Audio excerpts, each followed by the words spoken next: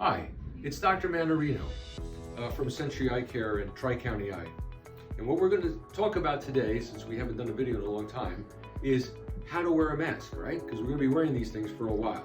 So if you have a surgical mask, which is the most common one that I see people walking in with, they usually have a little wire on top. Take your finger and bend that wire, see, like that. And then you can bend it out and out, sort of like create a nose. And then don't forget to pull it. See? So I made a well-fitting mask. You put it on behind your ears, and then you tuck it in real tight and make sure that it's open like this. See? So that's how you put on a surgical mask. Here's some of the things I see. People come in and their mask is here. That's not going to help because your nose is out. Or even better, they wear it as if it was a goatee, sort of like in a decorative way. That's not going to help you either. The mask has to be over your nose at all times, right? Putting it up over your eyes doesn't help, especially if you're here for an eye exam. I also see a lot of people walk in and they do one of these. That's not helpful. So masks have to be over the nose. Here's other things that we see. The mask comes out of the box, people take it, they don't do anything with that wire, and they just do this. Now your nose is out and your bottom part of your face is out. So these masks have to be fit. Don't forget, grab the wire, pull it like that, make a nose, open it up, all right?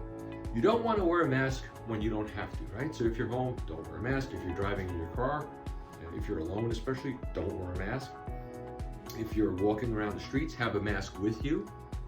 But if you're just taking a walk in the woods or in your neighborhood and there's nobody around, have the mask with you in case somebody's coming and you need to chat, you put your mask on. We also see people wearing bandanas.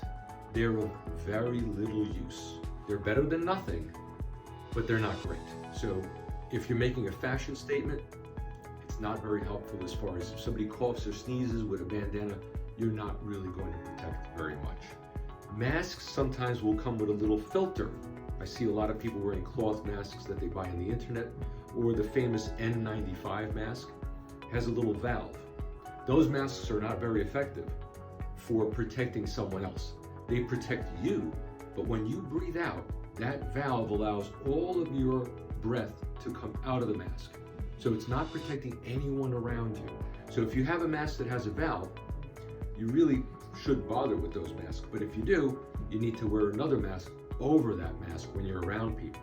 So again, those masks protect you, they don't protect the people around you. Then of course we have the cloth masks. Cloth masks are not as good as the surgical mask, but they're better than the bandana. The material that works the best seems to be heavier materials like denim, right? A lot of times cloth masks are 2 layers, so it's doubled, and they're good. But again, they have to be fit. If you're lucky, you have a cloth mask that's been sewn so that there's a shape of a nose already in that mask. Sometimes the cloth mask, if you're really lucky, will have a wire and you could adjust it just like we did this. But the cloth masks a lot of times are worn sort of slapped on the face, and there's a big space on either side of the nose that you can stick 2 fingers in. Not very good. If you wear a mask and if you're wearing glasses and your glasses fog up, your mask is not fitting well. All right? So when you have a mask on, like I do with a pair of glasses on, and I have it on, if my glasses are fogging up, I don't have a good fit. Some masks have a little foam strip here, and that's helpful because it'll prevent the fog and it'll grab your nose. But the number one thing that I can tell you that over the many months that we've been going through this, and I've been seeing hundreds of patients, the thing I see the most is this. Don't do it. Useless. Beyond useless. Actually worse. So that nose has to be covered. You can take your flaps. If your face is small or your mask is big, you can tie a little knot on the back so it makes it tighter. Some people will find masks with actual ties, like what we use in surgery. We never use these in surgery. Our masks in surgery tie behind our neck and above our head. Why? Because we can fit them better. You're not going to find many of those masks because we need them in the hospital, right? But the N95s obviously provide the most protection, but they have to be fit correctly, and that's not always easy. N95s are difficult to get, and quite honestly, as a general rule, the public should be sticking to surgical masks, cloth masks that are well-fitting. N95 masks are in short supply, and the docs that are in the hospital, the nurses that are in the hospital, the respiratory therapists, people treating active COVID patients, they really need those N95s. So the only time I wear an N95 is when I'm walking into a room that I think may have a suspicious patient as far as COVID, or I'm seeing somebody with a lot of pus and drainage coming out of their eyes that I'm worried about. I'll put on an N95. But otherwise, surgical masks are the way to go.